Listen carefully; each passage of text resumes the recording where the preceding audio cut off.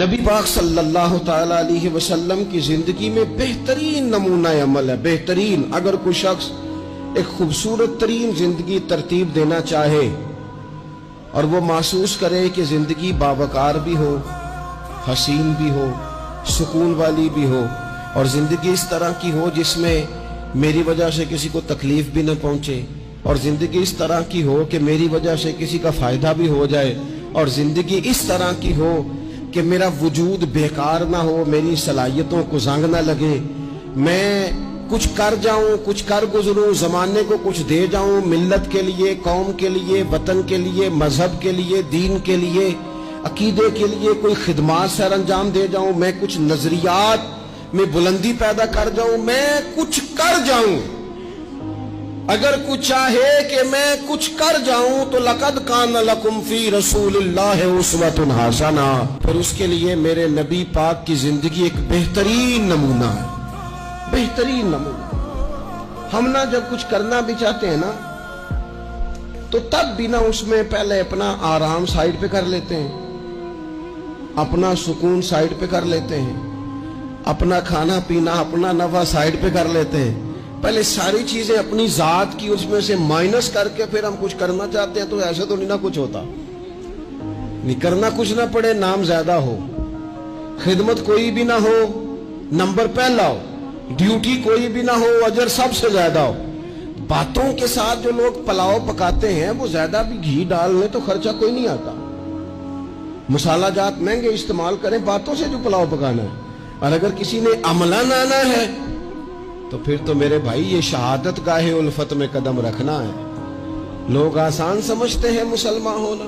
آپ تھوڑا سا اس آیت مقدسہ کا پس منظر سمجھیں گے۔ یہ آیت نازل کب ہوئی؟ یہ آیت نازل ہوئی ہے غزوہ خندق کے موقع پر۔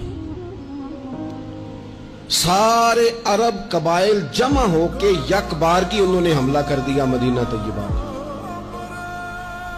اور زمینی حقائق یہ ہیں، اندر کی صورتحال یہ ہے کہ یہودی جو بڑی دیر سے معاہدہ کیے ہوئے تھے مسلمانوں کے ساتھ، انہوں نے معاہدہ بھی توڑ دیا۔ منافقین مدینہ طیبہ میں جو بڑا اظہار کرتے تھے ظاہری جملوں اور لفظوں کے ساتھ، وہ پیچھے ہو گئے۔ قحط کا زمانہ ہے، معاشی حالات بھی بڑے سخت ہیں۔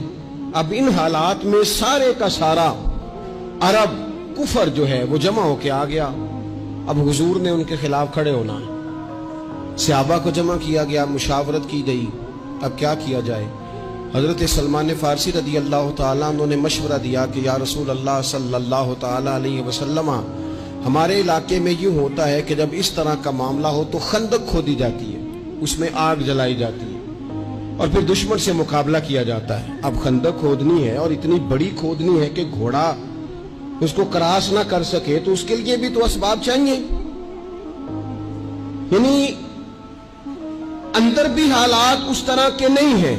جو مدینہ طیبہ کے اندر جو آبادیاں موجود ہیں وہ بھی سارے ظاہری طور پر ساتھ چھوڑ چکے ہیں، اور سامنے جو لوگ آئے ہیں وہ سارے جمع ہو کے یکبارگی آئے۔ اب مقابلہ ہے اور مالی حالات بھی کمزور ہیں۔ حضور نے فرمایا کھودو بھائی خندق۔ کیا غریبوں کے بچے صرف دکھ اٹھائیں گے؟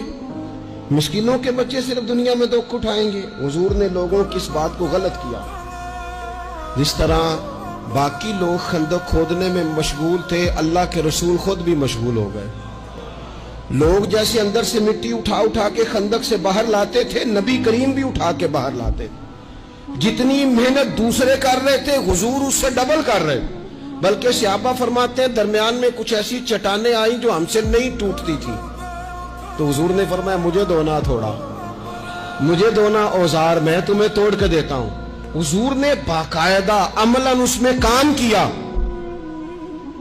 اور جب ہم نے کہا نا یا رسول اللہ ہم نے تو بھوک کی وجہ سے پیٹ پہ پتھر باندھے ہیں، تو حضور نے کپڑا ہٹا کے کہا تم نے اگر ایک باندھا ہے تو میں نے 2 باندھے ہوئے ہیں۔ عملاً حضور نے حصہ لیا۔ ایک مہینہ پورا مدینہ طیبہ کا محاصرہ کیے رکھا کافروں نے، اور کڑاکے کی سردی، حالات اور طرح کے، ان سارے حالات میں یوں ڈٹ کے میرے رسول کریم نے مقابلہ کیا۔ यूं डट के मुकाबला किया कि वो जो आए थे ना महीना पूरे के लिए और सारे जमा होके आए थे, नतीजा ये निकला कि वो एक दूसरे को बुरा भला कहने लगे। तू गद्दार है, दूसरा कबीला कहता तू गद्दार है, तूने कहा था जीत जाएंगे, तू हमें लेके आया था, तूने शरारत की थी। एक महीना मुहासरा करने के बाद वो सारे वहां से खाइब व खासर होकर जलील और रुसवा होके निकल गए।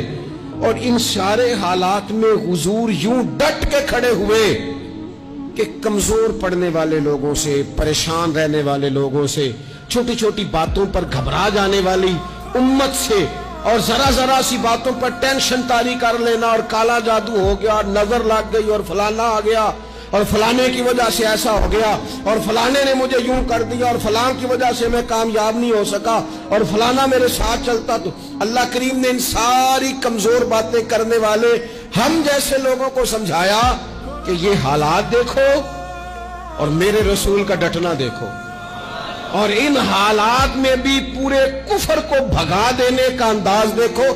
लक़द कान लकुम फी रसूलिल्लाहि उस्वतुन हसना, फरमाया तुम्हारे लिए मेरे महबूब की जिंदगी में बेहतरीन नमूना है।